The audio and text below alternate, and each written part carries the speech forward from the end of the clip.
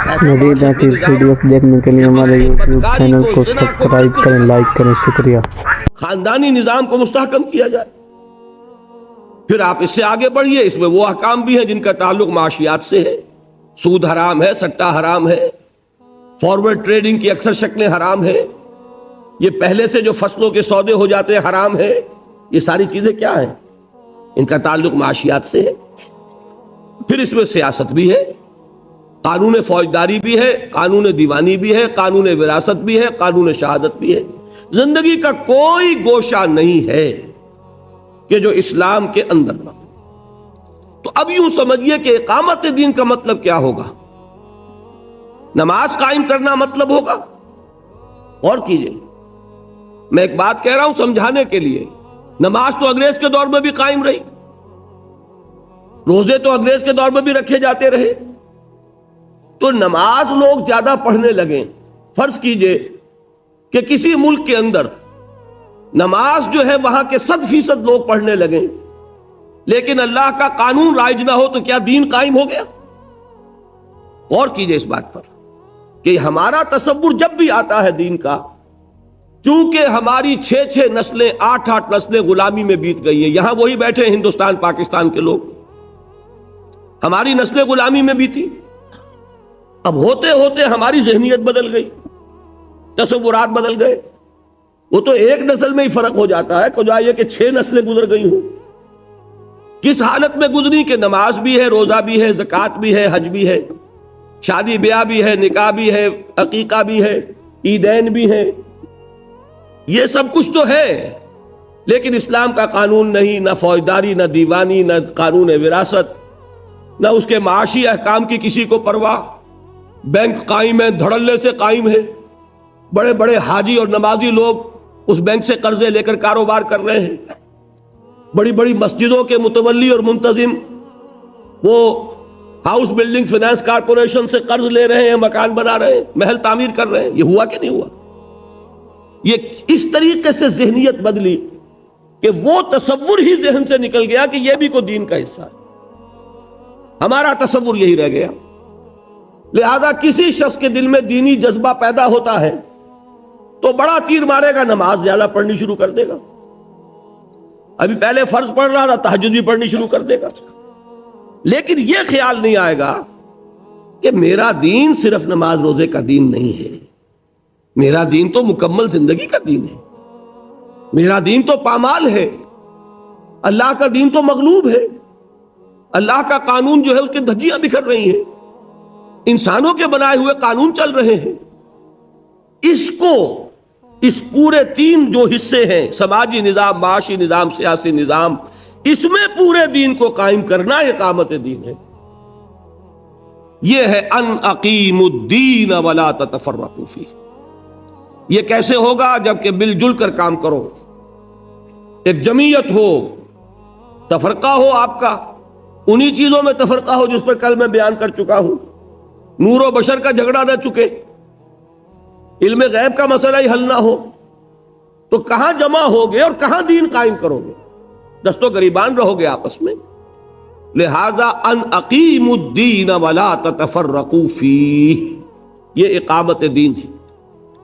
اس میں ذرا ہو سکتا ہے کہ کچھ حضرات اگر قرآن مجید کے تراجم کنسلٹ کریں تو انہیں احساس ہو کہ شاید میں نے ترجمے میں کچھ اونچ نیچ کر دی ہے، اس لیے کہ بعض حضرات نے ترجمہ کیا ہے قائم رکھو دین کو۔ غور کیجئے، قائم کرو دین کو اور قائم رکھو دین کو، فرق کیا ہے اس میں؟ قطعاً کوئی فرق نہیں۔ دین قائم ہے تو قائم رکھو، قائم نہیں ہے تو رکھو کس کو؟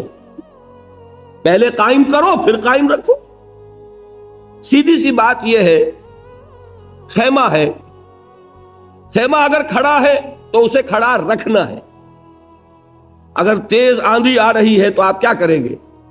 کھڑا رکھنے کی کوشش کریں گے، اس کے کھوٹے خوب اچھی طرح مضبوط کریں گے، رسیوں کو دیکھ لیں گے کمزور تو نہیں، ہو سکتا ہے اس کے بانس کو پکڑ کر کھڑے رہنا پڑے، رسیوں کو پکڑ کر ایک آدمی کھڑا رہے کہ خیمہ گر نہ جائے۔ کھڑا ہے، کھڑا رکھنا ہے، گرنے نہیں دینا۔ اور اگر گر گیا ہے تو اس کو کھڑا کریں گے۔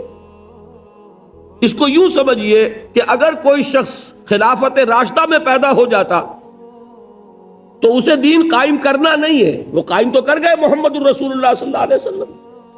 وہ محنت، وہ جد و جہد، وہ کوشش، وہ قربانیاں، وہ ایثار، وہ جہاد، وہ قتال، اس کے نتیجے میں دین قائم کر گئے۔ اب قائم رکھنا ہے، کوئی فتنہ ایسا نہ آئے کہ اس کو ختم کر دے۔ کیا ہوا تھا؟ جنہوں نے زکوٰۃ کا انکار کیا وہ گویا کہ اس دین کو ختم کرنے کے در پہ تھے۔ ایک آندھی آئی اور ابو بکر صدیق سینہ سے پر ہو گئے رضی اللہ تعالی عنہ۔ نئے مدعیان نبوت کھڑے ہو گئے، وہ اس خیمے کو گرانے کی کوشش تھی۔ محمد کی نبوت کا اعتبار ختم کرنا تھا صلی اللہ علیہ وسلم، تو اس دین کو قائم رکھنا تھا، کھڑے ہو گئے، ان کے ساتھ قتال کیا۔ سینکڑوں حفاظ ایک جنگ میں شہید ہوئے، جنگ یمامہ، اور یہ کس سے تھی؟ یہ نئے مدعی نبوت سے جنگ تھی۔ تو یہ کیا ہو رہا ہے؟ ابو بکر صدیق کے زمانے میں دین کو قائم رکھا جا رہا ہے کہ حضور قائم کر کے حوالے کر گئے، اب اسے قائم رکھنا ہے۔ اور اب ہم جس حال میں ہے، قائم ہے دین، تو رکھیں کس کو؟ اصل میں یہ ہے مغالطہ، قائم کرو اور پھر قائم رکھو، یہی ہے۔ تو نتیجے کے اعتبار سے کوئی فرق واقع نہیں۔ تو یہ ہے اقامت دین، اور یہ بات جان لیجئے کہ اقامت دین سے، وہ نماز کی میں نے جو مثال دی ہے، کہیں آپ یہ نہ سمجھنا میں نماز کی توہین کر رہا ہوں، ہر چیز اپنی جگہ پر آئے گی۔ دین کو قائم کرنے کے لیے جو تربیت درکار ہے، اس کا سب سے بڑا ستون جو ہے وہ نماز ہے، لیکن دین کو قائم کرنا اس کے تقاضے کچھ اور ہیں۔ ایک مکمل نظام زندگی کی حیثیت سے اس کو برپا کرنا، قائم کرنا، غالب کرنا۔ تیسری اصطلاح وہ ہے جو قرآن مجید میں 3 مرتبہ آئی حضور کی بعثت کے ضمن میں۔ هو الذی ارسل رسولہ بالہدی ودین الحق لیظہرہ علی الدین کلہ۔ وہی ہے اللہ جس نے بھیجا اپنے رسول کو صلی اللہ علیہ وسلم الہدی یعنی قرآن حکیم اور دین حق دے کر، تاکہ غالب کریں اسے کل کے کل دین پر۔ یہ دین کا غلبہ، اس کے کیا معنی؟ دین کے معنی لفظی طور پر ہے اطاعت۔ اطاعت کا ایک نظام ہے، جیسا کہ کل میں سمجھا چکا۔ اولاد والدین کی اطاعت کرے، شاگرد استاد کی اطاعت کرے، جو آپ کے چودھری ہیں، محلے کا چودھری ہے، آپ اس کا کہنا مانیے، لیکن ان تمام اطاعتوں پر اللہ کی اطاعت غالب ہو جائے۔ یہ ہے اظہار دین حق۔ جو اطاعت حق کا ہے، اللہ کی اطاعت حق ہے، اس اطاعت کو تمام اطاعتوں پر غالب کر دو، کوئی اطاعت بھی اس سے مستثنی نہ رہے۔ بات سمجھ میں آ گئی؟ لِيُظْهِرَهُ عَلَى الدِّينِ كُلِّهِ۔ یہ ہے 3 مرتبہ جو آیا مضمون قرآن مجید میں، سورہ صف میں، سورہ توبہ میں، سورہ فتح میں۔ تیسری اصطلاح کیا ہوئی؟ اظہار دین الحق علی الدین کلہ۔ عربی میں تو یوں بنے گی بات۔ چوتھی اصطلاح کیا ہے؟ یہ سورہ بقرہ میں بھی آیت آئی ہے اور سورہ انفال میں بھی۔ یہ دونوں صورتیں جو قرآن مجید سے کچھ واقفیت اور دلچسپی رکھتے ہیں وہ جانتے ہیں کہ یہ غزوہ بدر کے دونوں طرف ہیں۔ سورہ بقرہ غزوہ بدر سے پہلے نازل ہوئی، سورہ انفال غزوہ بدر کے فوراً بعد نازل ہوئی۔ سورہ بقرہ میں کیا آیت ہے؟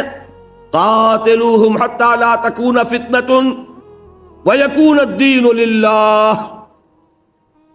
سورہ انفال میں اور شاندار الفاظ کے ساتھ وقاتلوہم حتی لا تکون فتنۃ ویکون الدین کلہ للہ، کلہ کا اضافہ ہو گیا۔ یہ دونوں جو صورتوں کا زمانہ نزول ہے وہ کون سا ہے؟ جبکہ قتال شروع ہو رہا ہے۔ پہلی جنگ کون سی ہے؟ غزوہ بدر بالفعل، اگرچہ 8 مہمیں حضور نے پہلے بھی بھیجی ہیں، تو گویا کہ جو ٹکراؤ اب شروع ہو گیا ہے، اور اب تلواریں نیام سے باہر آ گئیں۔ مکے میں تو اجازت نہیں تھی نا، مدینے میں تلواریں نیام سے باہر آ گئیں، تو فرمایا ہے مسلمانوں اب جب کہ یہ تمہاری جد و جہد اس مرحلے میں داخل ہو گئی اور تمہاری تلواریں نیاموں سے باہر آ گئیں، دیکھنا اب یہ تلواریں نیاموں میں واپس نہ جائیں جب تک فتنہ و فساد بالکل فرو نہ ہو جائے اور دین کل کا کل اللہ کے لیے نہ ہو جائے۔ فتنہ کیا ہے؟ زمین اللہ کی، اس کا صحیح کون حقدار ہے کہ اس کا حکم چلے؟ اللہ۔ Rightful ruler of this world کون ہے؟ اللہ۔ اگر کوئی اور چلا رہا ہے اپنا قانون تو وہ کون ہے؟ باغی۔ اور جو اللہ کا وفادار ہے اس کا کیا فرض ہے؟ اس باغی کی سرکوبی، بغاوت کی سرکوبی، اور جس کا حق ہے اس کا حق اسے پہنچانا۔ اللہ کا حق ہے۔ لہذا قاتلوہم حتی لا تکون فتنۃ ویکون الدین کلہ للہ۔ 4 اصطلاحات ہو گئی، چاروں تقریباً ہم معنی ہیں، بات ایک ہی ہے جو کہی گئی ہے، 2 مکی صورتوں میں، مدنی صورتوں میں۔ 5ویں اصطلاح حدیث میں، وہ بھی میں سنا چکا ہوں، بعض چیزیں تو صرف یاد کر رہے ہیں ہم۔ حضور سے پوچھا گیا، ایک شخص جنگ کرتا ہے مال غنیمت کی خواہش کے تحت، ایک شخص جنگ کرتا ہے اپنی شجاعت کے اظہار کے لیے، میری تعریف ہو کہ بڑا بہادر ہے۔ ایک شخص جنگ کرتا ہے کسی قبائلی یا قومی حمیت و عصبیت میں، ان میں سے کون سا مجاہد فی سبیل اللہ ہے؟ آپ نے فرمایا ان میں سے کوئی مجاہد فی سبیل اللہ نہیں ہے۔ مجاہد فی سبیل اللہ صرف وہ ہے جو جنگ کرتا ہے صرف اس لیے لِتَكُونَ کَلِمَةُ اللَّهِ هِيَ الْعُلْيَا، تاکہ اللہ کی بات سب سے اونچی ہو جائے۔ علیا اعلیٰ کا مؤنث ہے، اعلیٰ سب سے بلند، علیا سب سے بلند، کلمہ چونکہ مؤنث ہے، لِتَكُونَ كَلِمَةُ اللَّهِ هِيَ الْعُلْيَا، تاکہ اللہ کی بات، اللہ کا کلمہ سب سے اونچا ہو جائے۔ جیسے میں نے کل شرک میں بتایا، نہ اطاعت کی نفی کلی ہے، نہ محبت کی نفی کلی ہے۔ توحید کا تقاضا کیا ہے؟ تمام اطاعتوں پر غالب اطاعت اللہ کی، تمام محبتوں پر غالب محبت اللہ کی، تمام باتوں پر غالب بات اللہ کی۔ بس یہ اگر ہو گیا تو گویا اللہ کا دین قائم ہو گیا، گویا کہ اللہ بڑا ہو گیا، اللہ کی بڑائی نافذ ہو گئی، گویا کہ کل دین اللہ ہی کے لیے ہو گیا، گویا کہ اللہ کی بات سب سے اونچی ہو گئی۔ کہنے کے 5 انداز ہیں، لیکن یہ کہ اصل بات کیا ہے وہ ایک۔ اب سنیے، انجیل میں آخر یہ جب انجیل والوں کے اوپر بھی یہ بات لازم کی گئی تھی، سورہ شورا کی آیت میں نے سنائی کہ وہی بات جو پہلے بھی تمام رسولوں پر کی گئی، تو اس کا ذکر ملنا چاہیے کہ نہیں ملنا چاہیے؟ وہ ذکر ملتا ہے انجیل میں 2 طرح۔ ایک تو یہ کہ حضرت مسیح کے مواعظ میں بار بار آتا ہے، repent for the kingdom of heaven is at hand، لوگوں توبہ کرو، جلدی کرو، اس لیے کہ آسمانی بادشاہت آیا چاہتی ہے۔ اب یہ آسمانی بادشاہت کس چیز کا نام ہے؟ قیصر کی بادشاہت، روم کی بادشاہت یہ تھی کہ نہیں؟ آسمانی بادشاہت۔ آسمان سے مراد کون؟ اللہ، اللہ کی بادشاہت۔ قیصر کی بادشاہت میں آخری اتھارٹی کون؟ قیصر۔ کسرا کی بادشاہت میں آخری اتھارٹی کون؟ کسرا۔ آسمانی بادشاہت میں آخری اتھارٹی کون؟ اللہ۔ بات وہی ہے کہ نہیں؟ اسی طرح جو ان کی لارڈز پریئر ہے، یہ لارڈز پریئر جس طرح ہمارے ہاں سورہ فاتحہ ہے، حضور نے فرمایا نا کہ لا صلاۃ لمن لم یقرأ بفاتحۃ الکتاب، ہر رکعت میں ہم سورہ فاتحہ پڑھتے کہ نہیں پڑھتے؟ یہ علیحدہ بات ہے، اختلاف ہے کہ جب باجماعت آپ پڑھ رہے ہو تو ایک مسلک یہ ہے کہ امام کا پڑھ لینا ہی ہماری طرف سے، گویا کہ وہ نمائندے کی حیثیت سے پڑھ رہا ہے۔ ایک رائے یہ ہے امام شافعی کی کہ نہیں، اس صورت میں بھی ہر مقتدی کو بھی پڑھنی چاہیے۔ یہ تو ہو گیا ایک اختلاف فقہی، اس میں کوئی اختلاف نہیں ہے کہ نماز کا جزو لازم سورہ فاتحہ ہے۔ جو مقام ہمارے ہاں سورہ فاتحہ کا ہے وہی عیسائیت میں جو موجودہ عیسائیت ہے اس میں لارڈز پریئر کا ہے۔ نماز تو ان کے ہاں رہی نہیں، سجدہ ان کے ہاں ہے نہیں، وہ جب بھی دعا مانگتے تھے نیل ڈاؤن، اپنے گھٹنے زمین پہ ٹکا کر، بس یہاں تک، تو پھر وہ دعا کرتے ہیں۔ وہ دعا کیا ہے؟ اس میں یہ الفاظ بھی ہیں thine will be done, thine kingdom come. اے رب تیری مرضی پوری ہو اور تیری حکومت آ جائے. تیری حکومت آ جائے کیا مطلب؟ تیرا قانون نافذ ہو، تیری مرضی جیسے آسمانوں پر پوری ہو رہی ہے زمین پر بھی پوری ہو. بتائیے فرق ہے کوئی؟ وہی مضمون ہے. یہی وجہ ہے کہ اس صدی میں چونکہ ہندوستان پاکستان کے لوگ ہی یہاں ہیں، میری گفتگو بھی آج جان لیجئے کہ اس پس منظر میں ہے، اور خاص طور پر میرے مخاطب اس وقت آج جو ہوں گے وہ پاکستان کے مسلمان ہیں، کہ وہاں اقامت دین کا طریقہ کار کیا ہوگا اس پر ہمیں گفتگو کرنی ہے. ویسے تو یہ کہ دین کی تعلیمات ابدی ہیں، ہر جگہ ہیں، لیکن حالات کے مطابق تھوڑا تھوڑا اجتہاد اس میں کرنا پڑتا ہے. تو میری گفتگو مینلی جو ہوگی وہ پاکستان کے بارے میں ہوگی. تو اس پاکستان ہندوستان، یہ جو بر صغیر جسے ہم کہتے ہیں، اس میں اس صدی کے شروع میں مولانا ابوالکلام آزاد مرحوم نے ایک اصطلاح استعمال کی تھی الہلال اور البلاغ میں، حکومت الہیہ کا قیام. بات وہی ہو گئی کہ نہیں؟ یہ کیوں اصطلاح استعمال کی حکومت الہیہ؟ حکومت انگلشیہ تھی کہ نہیں اس وقت؟ تو حکومت انگلشیہ کی جگہ حکومت الہیہ. حکومت انگلشیہ میں قانون کس کا چل رہا ہے؟ انگریز کا. اور حکومت الہیہ میں قانون کس کا چلے گا؟ تو ایک جد و جہد، ایک کوشش کی انہوں نے، لوگوں کو دعوت دی، پکارا، قرآن اور جہاد دو چیزوں کی طرف متوجہ کیا مسلمانوں کو کہ اس پر جمع ہو جاؤ، اور حزب اللہ کے نام سے ایک جماعت بنائی، اللہ کی پارٹی. اس کا مقصد کیا تھا؟ حکومت الہیہ کا قیام. اب ایک بات سمجھ لیجئے کہ انہوں نے اقامت دین کیوں نہیں کہا، انہوں نے اظہار دین کیوں نہیں کہا؟ دیکھیے اس کی وجہ یہ ہوتی ہے کہ ہر دور میں کچھ اصطلاحات آسانی سے سمجھ میں آتی ہیں اور کچھ چیزوں کو سمجھانے میں بڑی محنت کرنی پڑے گی. اقامت دین آج سمجھانے میں بڑی محنت کرنی پڑے گی. اظہار و دین الحق علی الدین کلہ ہی 1 گھنٹہ چاہیے اس اصطلاح کو واضح کرنے کے لیے، پھر بھی آپ کی زبان پہ نہیں چڑھے گی یہ. لیکن یہ کہ آج کے ایک ذہن کا جو بھی ایک معیار ہے، ایوریج پڑھا لکھا انسان، اگر اس کے سامنے لفظ آ جائے حکومت الہیہ تو بات پوری سمجھ میں آ گئی. یہ وجہ ہے کہ مختلف ادوار میں علماء نے، دین کے خادموں نے اصطلاحات کی اتنی پرواہ نہیں کی ہے کہ بات کو ابتداً سمجھانے کے لیے جو اس دور کی اصطلاح ہے اس کے مطابق بات کی جائے، پھر ان کو جب قریب آ جائے تو پھر کتاب و سنت کی جو اصل اصطلاحات ہیں ان سے بھی روشناس کرا دیا جائے. لیکن ابتدا ہی میں گفتگو بھاری بھرکم اصطلاحات سے ہوگی تو کسی کے پلے کچھ نہیں پڑے.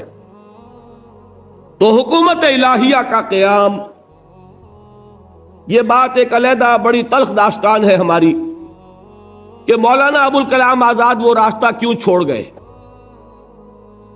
1920 میں یہ ہماری تاریخ کا، بر صغیر کی تاریخ کا ایک گمشدہ باب ہے جس کو اللہ تعالیٰ نے خاص موقع پیدا کر دیا کہ مجھے کھود کر نکالنا پڑا اسے. وہ اپنی جگہ پر ہے، کبھی پڑھیے گا، میثاق میں وہ چیزیں آ چکی ہیں. 1920 میں دہلی میں جمعیت العلماء ہند کا ایک اجلاس ہوا. دوسرا اجلاس تھا یہ آل انڈیا اجلاس. اس کے صدر کون تھے؟ حضرت شیخ الہند مولانا محمود حسن دیوبندی رحمت اللہ علیہ. یہ وہ شخصیت ہے جن کے نام سے آپ نے سنا ہوگا، وہ ریشمی رومالوں کی تحریک، ہجرت کی تحریک، جن کو انگریز نے گرفتار کروایا کہاں سے؟ حرم سے، حرم شریف سے، مکے سے، شریف حسین والی مکہ کے ذریعے، اور پھر کہاں رکھا؟ مالٹا میں. ہندوستان نہیں بھیجا. بدقسمتی ہماری یہ ہے کہ ہم اپنے اسلاف جو اس صدی کے اسلاف ہیں ان سے بھی واقف نہیں. بہت سے چہروں کو میں دیکھ رہا ہوں بلینک ہے بالکل. یہ کیا گریک ہے، یہ کیا کون سے زمانے کی باتیں ہو رہی ہیں؟ اس صدی کی بات ہے. 1920 کو کتنا عرصہ گزرا؟ 65 برس. کل قوموں کی زندگی میں کیا حقیقت ہوتی ہے، لیکن واقعہ یہ ہے کہ ہمیں اس طرح کاٹا گیا ہے، ہمیں اپنے اس صدی کے اسلاف کا پتہ نہیں، تو پچھلے صدی کی تحریک شہیدین کیا کہاں معلوم ہوگی؟ کون تھے سید احمد بریلوی اور کون تھے شاہ اسماعیل شہید، اور یہ کون تھا، کس کا خون بہا، یہ بالا کوٹ میں کس کا خون جذب ہوا ہے، کیا پتا کسی کو، کتنے لوگ ہوں گے؟ ہمیں تو یہ معلوم ہے کہ دبئی میں کیا چیز اچھی ملتی ہے اور ابو ظبی میں کون سی چیز سستی ہے، ایک چکر یہی ہے، اللہ اللہ خیر صلی اللہ، جو آئے گا اس کی ساری توجہ جو ہے بازار پر ہوگی، دکانوں پر ہوگی، یہاں نہیں، حج پر جو جاتے ہیں ان کی ساری توجہ بازار پر، دکانوں پر، ہمیں فکر ہی نہیں کہ ہم جانے سمجھیں۔ بہرحال اب اس وقت جان لیجئے، مجھ پر اعتماد کر لیجئے، اس صدی کی عظیم ترین شخصیتیں ہندوستان کے اعتبار سے کم میرے نزدیک وہ پورے عالم اسلام کے اعتبار سے عظیم ترین ہیں۔ یہ بر صغیر پاک و ہند کا یہ اعزاز ہے اللہ کی طرف سے عطا کردہ کہ اس صدی کی عالم اسلام کی دو عظیم ترین شخصیتیں بر صغیر کی ہیں۔ علماء کے حلقے میں سے اٹھنے والی شخصیتوں میں حضرت شیخ الہند مولانا محمود حسن دیوبندی، اور سکولوں اور کالجوں اور یونیورسٹیوں سے آنے والوں میں علامہ محمد اقبال، یہ دو عظیم ترین شخصیتیں ہیں جن کے ٹکر کی کوئی شخصیت پورے عالم اسلام میں نہیں۔ بہرحال انہوں نے یہ کوشش کی تھی، ابو الکلام ان کے بیٹوں کی عمر کے تھے، لیکن انہوں نے دیکھ لیا تھا اس میں جوہر ہے، یہ بات کو پا گیا ہے، حقیقت تک اللہ نے اس کی رسائی کرا دی ہے۔ الہلال اور البلاغ بڑے شوق سے پڑھتے تھے شیخ الہند، انہوں نے تجویز کی تھی 1920 میں کہ ابو الکلام کو امام الہند مانو اور اس کے ہاتھ پر بیعت جہاد کرو اور اللہ کے دین کے غلبے کے لیے سربکف ہو جاؤ، لیکن بعض علماء کی مخالفت کی وجہ سے وہ جلسہ عام میں وہ تجویز پاس نہ ہو سکی، اس کو مجلس منتظمہ کے سپرد کیا گیا، اور مجلس منتظمہ کے اجلاس سے پہلے حضرت شیخ الہند کا انتقال ہو گیا، وہ تجویز وہیں دفن ہو گئی۔ میری تحقیق یہ کہ اس سے بددل ہو کر مولانا ابو الکلام آزاد نے اپنا راستہ ہی بدل لیا، اس کے بعد وہ کانگریس میں شامل ہوئے، اور پھر بقیہ پوری زندگی انہوں نے جس کو کہ جہاد حریت کہا جائے گا، آزادی کی جد و جہد، اس میں لگا دی، جس کا کوئی تعلق دین سے بہرحال نہیں تھا، وہ کام جو کرنا چاہتا۔ اس کے بعد انہوں نے کبھی حزب اللہ کا نام بھی نہیں لیا۔ اس کے بعد ایک اور شخصیت اٹھ کر آئی، وہ تھے مولانا سید ابو الاعلیٰ مودودی مرحوم، انہوں نے وہی حکومت الہیہ کا لفظ شروع کیا، حکومت الہیہ کے قیام کے لیے انہوں نے جماعت اسلامی قائم کی۔ تو میں صرف اس وقت یہ بتانا چاہتا ہوں کہ ایک اصطلاح جو ہے جو اس صدی میں استعمال ہوئی وہ کیا ہے؟ قیام حکومت الہیہ۔ اس سے آگے پاکستان میں آنے کے بعد اب حکومت الہیہ کا مطلب کیا ہے؟ اس کو اور سادہ کر کے اصطلاح استعمال کی گئی، نفاذ نظام اسلامی۔ اس کے بعد جب یہ چلی تھی تحریک بھٹو کے خلاف، اینٹی بھٹو موومنٹ، جب اسے مشرف با اسلام کیا گیا تو ایک اصطلاح استعمال کی گئی، نفاذ نظام مصطفیٰ۔ یہ ساری اصطلاحات جو ہیں ان کا مفہوم وہی ہے۔ نظام مصطفیٰ کے نفاذ کا مطلب کیا؟ نظام اسلامی کے نفاذ کا مطلب کیا؟ حکومت الہیہ کے نفاذ کا مطلب کیا؟ بالکل وہی ہے جو آسمانی بادشاہت کا، جو اے اللہ تیری حکومت آئے، جو اقامت دین، جو تکبیر رب، جو اظہار دین، جو اعلاء کلمت اللہ، جو یکون الدین کلہ للہ۔ یہ اصطلاحات اب کتنی ہو گئی؟ 9 ہوئی، غالباً 10ویں وہ ہے جو میں آج آپ کے سامنے رکھ رہا ہوں، انقلاب اسلامی، اسلامی انقلاب۔ اس لیے کہ انقلاب کے معنی کیا ہے؟ نظام کو بدلنا۔ ایک نظام ہے اللہ کا نظام، ایک نظام ہے جمہوری نظام، سیکولر نظام، اس نظام کو ہٹا کر اللہ کا نظام آئے گا، اسی کا نام انقلاب ہے۔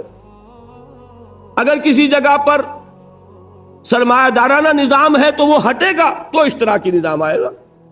یہ تو نہیں ہو سکتا کہ سرمایہ دارانہ نظام بھی رہے، اشتراکی نظام بھی آ جائے، ایک نظام کو ہٹائیں گے تو دوسرا آئے گا۔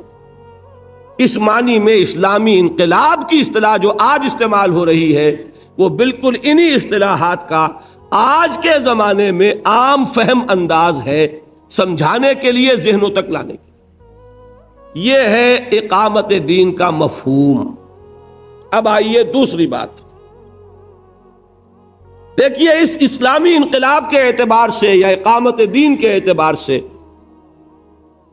جب ہم پچھلی تاریخ کا جائزہ لیتے ہیں تو ایک حقیقت ابھر کر سامنے آتی ہے کہ تاریخ میں، پوری انسانی تاریخ میں، ایک ہی انسانی زندگی میں ایک پورے انقلاب کا آ جانا، دین کا پوری طرح غالب ہو جانا صرف ایک مرتبہ ہوا ہے، اور وہ ہے محمد الرسول اللہ صلی اللہ علیہ وسلم کی مثال۔ اس سے پہلے کئی جنریشنز میں جا کر بات پوری ہوئی۔ دعوت کس نے شروع کی تھی؟ موسیٰ نے۔ ہجرت کس کے ساتھ ہوئی؟ حضرت موسیٰ کے ساتھ۔ لیکن قتال نہیں ہو سکا، قوم نے جواب دے دیا، بات رک گئی نا وہاں۔ 40 برس کی سزا دے دی گئی، یتیہون فی الارض، اس لیے کہ قتال کے بغیر انقلاب نہیں آتا۔ جب انہوں نے انکار کر دیا وہاں رک گیا پروسیس۔ اب 40 سال تک تو لگا رہا، فل سٹاپ۔ اس کے بعد حضرت یوشع ابن نون کی سرکردگی میں بنی اسرائیل نے قتال بھی کیا، فلسطین پر کچھ غلبہ بھی ہو گیا، لیکن غلبہ مکمل نہیں ہوا۔ اس کے بعد بھی 2 صدیاں بیت گئیں۔ پھر جو آخری جنگ ہوئی ہے طالوت اور جالوت کی، جس کا سورہ بقرہ میں ذکر ہے، وَقَتَلَ دَاوُودُ جَالُوتَ، اور داؤد نے جالوت کو قتل کیا۔ تب وہ کامل غلبہ جو ہے حضرت طالوت کے ذریعے، اور پھر حضرت داؤد علیہ السلام کے ذریعے، اور پھر حضرت سلیمان کے ذریعے ہوا۔ تو حضرت موسیٰ سے لے کر حضرت طالوت تک کم سے کم 300 برس کا فصل ہے۔ بات سمجھ میں آئی؟ غلبہ تو ہوا، لیکن ہوا کتنے طویل جد و جہد کے نتیجے میں۔ جبکہ سیرت محمدی صلی اللہ علیہ وسلم یہ کیا ہے؟ فرد واحد دعوت شروع کر رہا ہے، ایک انسان، اور کل 20 برس میں، یا آپ کہیں گے 23 برس تو ہم سنتے رہے۔ اول تو یہ کہ ہمارے حساب سے وہ 23 بنتے ہی نہیں، 22 سوا 22 برس ہے، وحی کے آغاز سے لے کر حضور کے انتقال تک۔ 610 عیسوی میں وحی پہلی آئی حضور پر صلی اللہ علیہ وسلم، 632 میں آپ کا انتقال ہو گیا۔ کل کتنے ہوئے؟ 22 برس۔ ان میں سے بھی 3 نکال دیں یا کم سے کم 2 سوا 2 تو نکالیں، اس لیے کہ جہاں تک عرب کا تعلق ہے سن 8 ہجری میں غلبہ مکمل ہو چکا۔ جب مکہ فتح ہو گیا، طائف نے بھی گھٹنے ٹیک دیے، حنین میں بھی اللہ نے فتح دے دی، اب جزیرہ نما عرب میں کوئی طاقت نہیں رہ گئی تھی جو مقابلہ کر سکے۔ چنانچہ اس کے بعد کیا ہوا؟ اذا جاء نصر اللہ والفتح ورأیت الناس يدخلون فی دین اللہ افواجا، ہوا کہ نہیں ہوا؟ پورے جزیرہ نما عرب میں سے شرک کا خاتمہ کر دیا گیا اور اللہ کا دین غالب ہو گیا۔ جاء الحق وزهق الباطل ان الباطل کان زہوقا۔ غور کیجئے، میرے نزدیک حضور کا کتنا بڑا معجزہ یہ ہے تاریخی اعتبار سے۔ اس لیے کہ اگر آپ دنیا کے دوسرے انقلابات کا بھی جائزہ لیں، ایک تقابل تو میں نے حضرت موسیٰ سے کر دیا نا۔ دعوت شروع کی موسیٰ نے علیہ الصلوۃ والسلام، ہجرت ہوئی ان کے ساتھ، لیکن ہجرت کے بعد قتال، جیسے یہاں ہجرت کے بعد غزوہ بدر ہو گیا کہ نہیں؟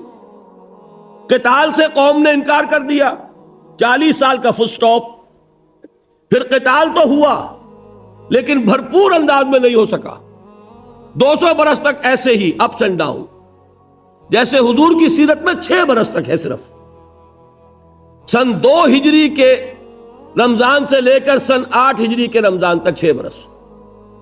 یہاں 6 برس میں فیصلہ، وہاں لگ گئے 200 برس۔ پھر وہ حضرت طالوت کے ہاتھوں وہ آخری فیصلہ کن فتح ہوئی، دین کا نظام قائم ہو گیا، اور پھر ان کی جگہ پر ان کے جانشین حضرت داؤد اور حضرت سلیمان۔ یہاں کیا ہوا؟ 20 برس میں فرد واحد نے دعوت شروع کی صلی اللہ علیہ وسلم۔ یہ ہے اصل عظمت محمد کی صلی اللہ علیہ وسلم۔ ہم سمجھتے ہیں کہ عظمت شاید اس میں ہے کہ سایہ نہیں تھا۔ یا اللہ، یہ کون سی عظمت کی بات ہے؟ تھا بھی کہ نہیں تھا، یہ کوئی سند ہے نہیں ہے؟ لیکن بھائی اس میں عظمت کی بات کون سی؟ عظمت یہ ہے جس کی کوئی نظیر نہیں پوری تاریخ انسانی۔ میں یہ کہتا ہوں کہ نبیوں کے معاملے کو چھوڑیے، فرینچ ریولوشن اور بولشویک ریولوشن، یہ دو ریولوشن ہیں نا بہت بڑے، روس کا انقلاب، فرانس کا انقلاب۔ فرانس کے انقلاب کے لیے فکر دینے والے 20 مصنفین تھے، والٹیئر اور روسو اور نہ معلوم کون کون، لیکن اس انقلابی جد و جہد کی قیادت ان میں سے کوئی نہیں کر سکا۔ ایک لیڈر لیس موب تھا جس کے ذریعے سے انقلاب آیا، اسی لیے بڑا خونی انقلاب کہلاتا ہے، بلڈی ریولوشن۔ اسی طریقے سے مارکس نے ایک فکر دیا، لیکن وہ کسی ایک گاؤں میں بھی انقلاب لا سکا؟ کتاب لکھ کے چلتا بنا۔ کتاب اس نے لکھی کہاں؟ اس میں بھی ایک مدد اینجلز کی تھی، دونوں نے مل کے ایک فکر مکمل کیا۔ کہاں ہوا یہ فکر مکمل؟ جرمنی میں اور انگلستان میں۔ جرمنی اور انگلستان میں وہ انقلاب آج تک بھی نہیں آیا۔ انقلاب آیا کہاں؟ روس میں۔ کس کے ہاتھوں؟ لینن کے ہاتھوں۔ معلوم ہوا کہ انقلابات کی تکمیل ہوتی رہی ہے کئی جنریشنز میں جا کر، اور یہاں انقلاب آیا ہے ایک جنریشن میں، ایک نسل انسانی۔ کل 20 برس فرد واحد سے بات شروع ہوئی، اور لکھوں کا مربع میل کے ایک ملک پر اللہ کا دین بتمام و کمال غائب ہو گیا۔ اس سے میں ایک نتیجہ نکالتا ہوں، اگر کسی کو یہ سمجھنا ہو کہ ریولوشنری پروسیس کس چیز کا نام ہے، انقلابی عمل کسے کہتے ہیں، تو اس کی سورس کیا ہوگی؟ سیرت محمدی صلی اللہ علیہ وسلم۔ اس لیے کہ یہی واحد ایک مثال ہے کہ ایک انسانی زندگی میں یہ سارے مراحل طے ہو گئے۔ اور خاص طور پر اگر ہمیں یہ سمجھنا ہو کہ دین کا غلبہ کیسے ہوتا ہے، تو ہمارے لیے ایک ہی راستہ ہے کہ مطالعہ کریں بڑی گہرائی میں اتر کر سیرت محمدی کا صلی اللہ علیہ وسلم۔ اس لیے کہ وہاں پتہ چلے گا پہلے آپ نے کیا کیا، پھر کیا کیا، پھر کیا کیا، کس چیز کو مقدم کیا، کس کو مؤخر کیا۔ ایک وقت وہ ہے کہ حکم یہ ہے کہ چاہے تمہارے چیتڑے اڑا دیے جائیں، ہاتھ مت اٹھاؤ۔ ایک وقت وہ آیا ہے کہ ہاتھ کھول دیے گئے۔ کیا وجہ اس کی؟ دیکھیے میں عرض کر دوں صاف صاف تاکہ بات آپ سمجھیں۔ دشمنوں نے اس کو حضور کی شخصیت میں تضادات کا ثبوت بیان کیا ہے کہ متضاد شخصیت ہے۔ مکے میں وہ کہہ رہے ہیں کہ ہاتھ مت اٹھاؤ، اور مدینے میں آ کر یہ واقعہ بھی ہے کہ نہیں، ایک پورے قبیلے کے جوان مردوں کو قتل کیا گیا یا نہیں؟ یہ فرق ہے کہ نہیں؟ اسی طرح سنیے، سن 6 ہجری میں بظاہر انتہائی گر کر صلح کر رہے، صلح حدیبیہ کی کیا کیفیت تھی؟ صحابہ کے دل کتنے زخمی تھے، حضرت عمر سے نہیں رہا گیا، بظاہر ایک گستاخی کا ارتکاب کر بیٹھے جس پر ساری عمر پچھتائے۔ حضور سے جا کر پوچھا کہ حضور کیا ہم حق پر نہیں ہیں؟ حضور نے مسکرا کر جواب دیا ہم حق پر ہیں، پھر یہ ہم کیوں صلح کر رہے ہیں دب کر؟ یہ ساری کیفیت ذہن میں رکھیے۔ ایک وقت میں بظاہر دب کر صلح کی جا رہی، 2 سال بعد ابو سفیان خود چل کر آئے ہیں مکے، خوش آمدید کر رہے ہیں کہ صلح کی تجدید کر دیجئے، اور حضور نہیں کر رہے۔ تضاد ہے کہ نہیں؟ اس کو ضرورت ہے کہ سمجھا جائے۔ ہر شے اپنی جگہ پر 100% درست ہے، اس سے ہٹا لیں گے تو غلط ہو جائے گی۔ عربی میں اسی کو ظلم کہتے ہیں، وضع الشیء فی غیر محلہ، کسی چیز کو اس کے اصل مقام سے ہٹا کر کہیں اور رکھ دینا، یہی ظلم ہے۔ جو اس کی جگہ ہے وہاں پر وہ ٹھیک ہے۔ تو سیرت کا ایک بڑا، جس کو ان ڈیپتھ سٹڈی کہتے ہیں، گہرائی میں مطالعہ کیا جائے گا تو پتا چلے گا کہ اقامت دین کا طریقہ کار کیا ہے۔ اور امام مالک رحمت اللہ علیہ کا قول، کم سے کم مجھے مولانا ابوالکلام آزاد کی سیاسی حکمت عملی سے شدید اختلاف ہے۔ جو کچھ انہوں نے بعد میں کیا 1920 کے بعد، اس سے مجھے کوئی دلچسپی نہیں، میں بربنا کہہ رہا ہوں۔ اس کے باوجود میں کہتا ہوں کہ میرے کندھے پر ان کا احسان ہے۔ یہ شخص ہے جس نے سب سے پہلے وہ حدیث یاد دلائی جو میں آپ کو سنا چکا ہوں، آمرکم بخمس بالجماعت والسمع والطاعت والہجرت والجہاد فی سبیل اللہ، ورنہ مشکات میں لکھی ہوئی تھی، مسند احمد میں لکھی ہوئی تھی، جامع ترمذی میں لکھی ہوئی تھی، ہمارے ذہنوں سے اوجل ہو چکی تھی۔ میں واقعہ بتا چکا ہوں، ایک بہت بڑے عالم دین سے جب میں نے اس کا حوالہ پوچھا تھا آج سے 20 سال پہلے، تو انہوں نے کہا تھا کہ الفاظ نامانوس ہیں، اس لیے کہ ذہنوں سے نکل چکی بات۔